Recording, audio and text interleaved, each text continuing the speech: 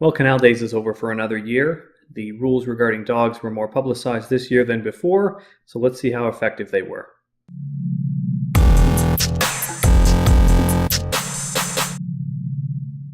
As was previously reported on Night Call, Canal Days was to be a dog-free event. In the context of a large public gathering, this simply makes sense. Unfortunately, such a large and open venue with people from all over Southern Ontario and beyond creates both public education and enforcement challenges. We now go to a younger version of myself, a few days in the past, for an on-scene report. John, remind me how things are over there. It's really hot out here. Have you had to talk to any violators yet? So we've had about 15 people that we've spoken to. We haven't had to speak to anybody twice. So people are pretty receptive to us telling them what the bylaw is. They understand. A lot of people are from out of town. We've had a lot of people from Hamilton, one person from Florida. So they understood the bylaw and they complied with it. We haven't seen anybody a second time. What's your general strategy? We've been up and down West Street constantly since 1 o'clock.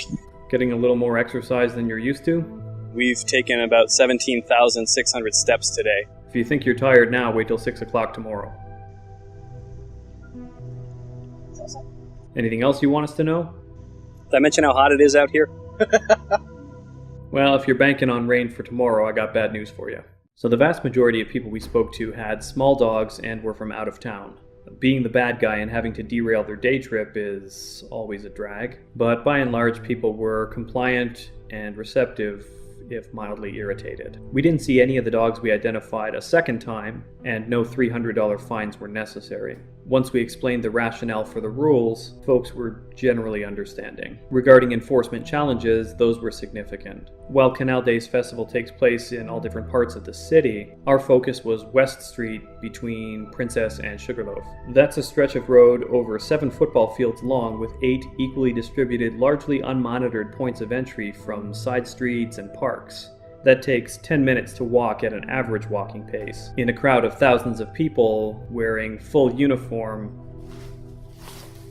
in 30+ degree temperatures,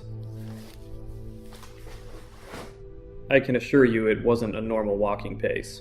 With an area that populated and only 2 officers patrolling, 30 dogs caught over a few days isn't too bad, all things considered. During our time, we also assisted fire services with 3 medical-related calls, and we fixed 1 wheelchair tire. That's all for the Canal Days debriefing. If you like this channel and want to help support it, consider liking this video, checking out our other videos, and if you like what you see, subscribe to the channel so that you don't miss out on anything. We have some really good stories coming up soon that we're working on right now. Trust me, you don't want to miss these.